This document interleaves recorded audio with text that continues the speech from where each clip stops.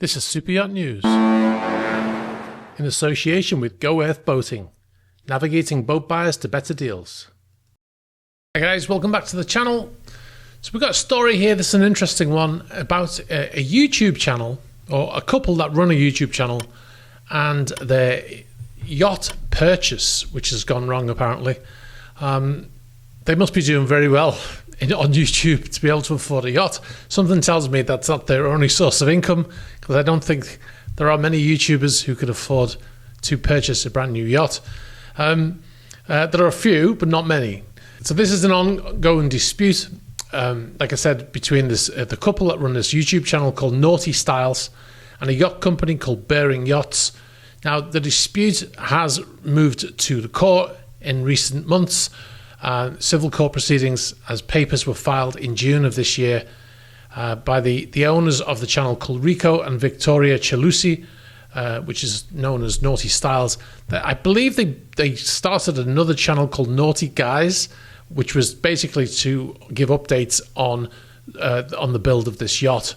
They ordered this yacht in 2023 with this company, which has a shipyard they have more than one shipyard, but they have a shipyard in Turkey, which is where the yacht was to be built.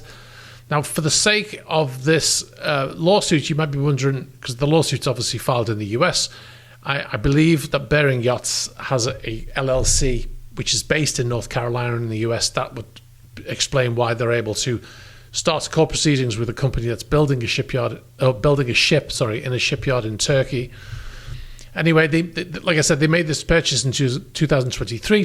They ordered a brand new yacht to be built, and it was a Bearing 82. Initially, it was a 75, but they changed later on to an 82. The 82 is the model that Bearing sells on its website. It also coincides with the length in feet, 82 feet being just under 25 meters. And the yacht's name was to be Adamas. Anyway, this is based on their own words on their YouTube channel. The couple signed a contract start of 2023, as I said, for the yacht. And the construction began in Antalya, which is in Turkey, at the Bearing shipyard. Again, according to their own updates, issues arose early on in the build, including, but not limited to, the design being changed, I think, suggesting that it was changed without the approval. Length discrepancies, length as in the length of the vessel. They claim that Bearing misrepresented the waterline length. Generally, you have two lengths measurements. Well, you have a few, but length overall is from the very front of the ship to the very stern of the ship. This is important when you're docking a vessel. That's what they want to know, length overall. And length at the waterline is another measurement. Some of the other things that they've complained about in this suit, repeated delays, pushing the delivery, which was meant to be late 2024. Obviously now we're in late 2025 and the vessel's not ready. We'll come back to that in a minute. Also, quality control problems like poor welding and poor insulation, and escalating costs beyond their initial $7 to $8 million estimate. Now, the vessel is 70% complete as of middle of 2025, and the couple then terminated the contract. They said that Bearing had breached in the above-mentioned areas and also with poor communication. Now, what they're claiming is that they own that vessel because they've paid everything up until this point, which is, I don't know whether it's that full 7 to 8 million estimate. I think they've probably paid, because that's what happens when you build a yacht. You have to, at certain increments, you have to pay certain amounts.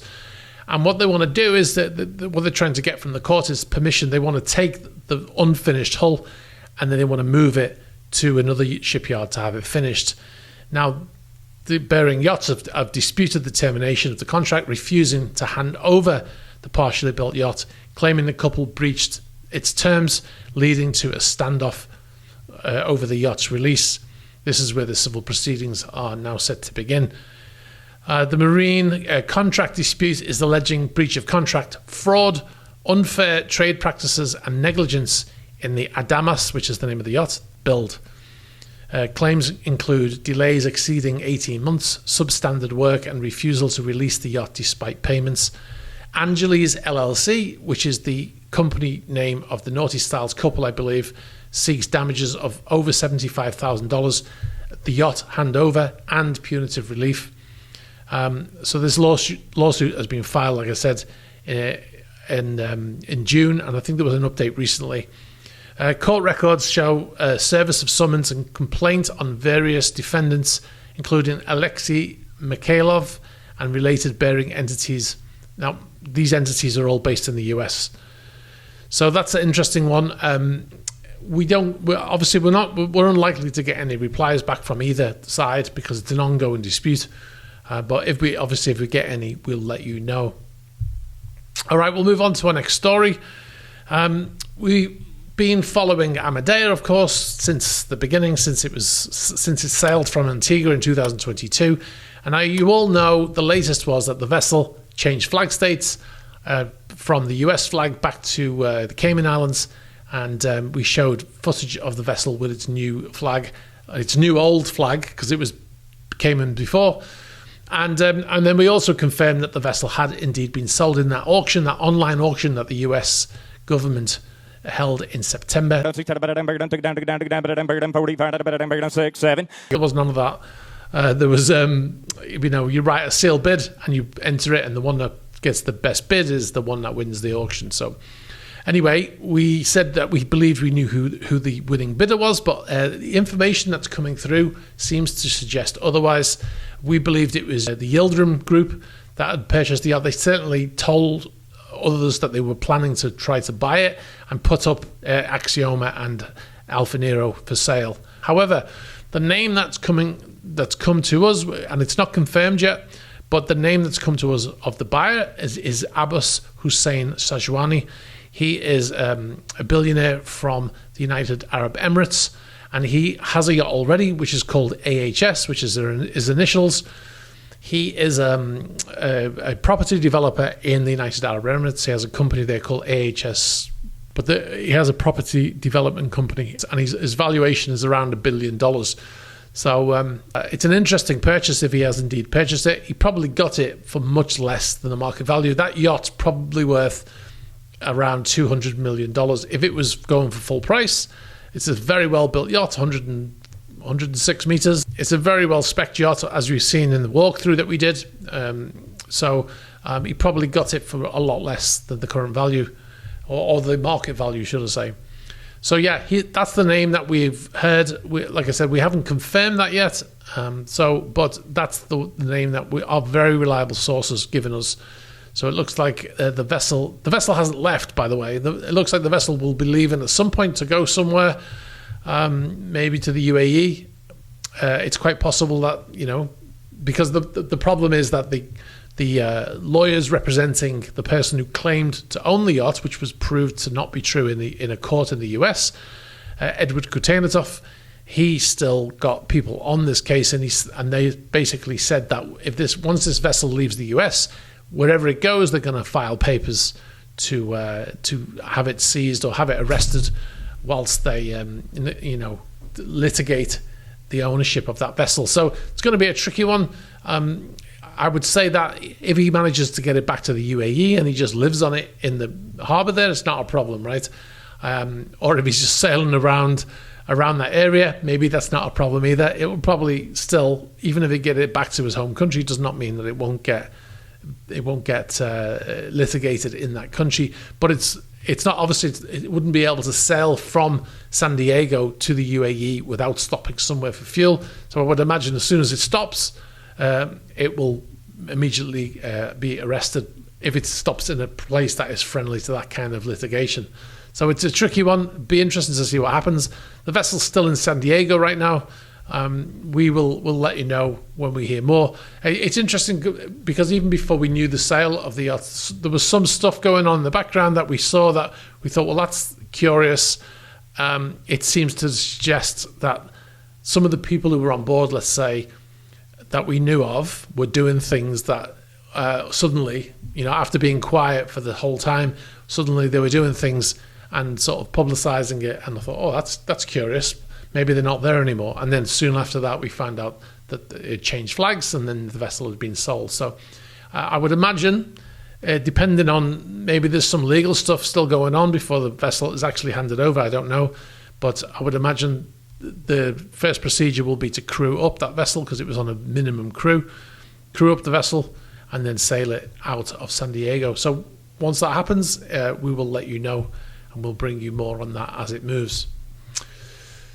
One other thing, Motor Yacht Nord update. The vessel, we mentioned it, that had sailed from Vladivostok in Russia, and it had headed to the Maldives. Now, curiously, for the first time since the invasion of Ukraine, it was sailing to the Maldives with the Maldives listed as its destination in AIS, which is very novel for this yacht, because for the last 3 years it's been switching off its AIS and just disappearing, and then popping up in the Maldives when somebody who watches the channel has spotted the yacht there. Anyway, we were tracking the yacht as it headed down past Singapore through the Malacca Straits. We even had photographs from one of our subscribers who lives in Singapore, who sent us photographs of the yacht passing through there. You can see it's a very busy area. That's the reason why they had to have the AIS switched on through there. Anyway, even before, when they were going dark, they were keeping it on all through the Malacca Straits and through up into the Indian Ocean, and then switching off. Now, in a previous video, I may or may not have said that they'd switched off the AIS, but that was not the case. They kept it on the whole way across the Indian Ocean. Like I said, first time in 3 years, and they went straight to Mali, which is actually where they said they were going to, which is, like, again, very novel for this yacht. Then the vessel arrived in Mali in the Maldives. But since then, since it's arrived, it has now switched off its AIS, because we've got all kinds of trackers on that yacht, and it has basically switched off AIS again now that it's there. I don't know whether they forgot to switch it off earlier, or they felt confident enough to leave it on as they sail through the Indian Ocean. But now that they're in the Maldives, they switched it off. Now, obviously, the Maldives is sovereign. It's a sovereign country. It's got its own perimeters, but as they're sailing around there, they may go in and out of those territorial waters. So maybe they feel, more safe switching off the AIS, even though it's against the International Maritime Organization laws. But anyway, just wanted to give you an update on that. All right, guys, I'll leave it there. Be sure to check us out on patreon.com/eSysman or on YouTube memberships. I saw some comments recently saying that they didn't know how to sign up on YouTube memberships, so I'll show some video footage here of how easy it is to sign up, just to make sure that nobody's got any problems signing up there. But if you go to the homepage, click on join, and then it takes you through the process there. You can also do the same thing on your phone, where you go to where it normally says subscribe. It will have a thing next to it saying join, and you click on that, and that takes you to YouTube memberships, and you can watch all the stuff that we post on there, behind the scenes stuff. We've got video footage from when we went to film at Marala. We've got the Marala videos are on there as well, some extra stuff on there. We posted on the Patreon version, we posted it with the original soundtrack, the music that we selected for the video, which we couldn't post on YouTube because of copyright claims. So if you're interested in seeing that, it's so much better with that original music. Check us out on patreon.com/eSysman. All right, guys, if you've got any information for us, please send it to us in the email address below. If you've got video footage or photos for the Yacht Spot thing, also, there's a link there. All of that stuff's also in the description of this video. Like I said, there's a link in the description of the video also to sign up to Patreon and to YouTube members. All right, guys, thanks for watching, and I'll catch up with you soon. Bye-bye.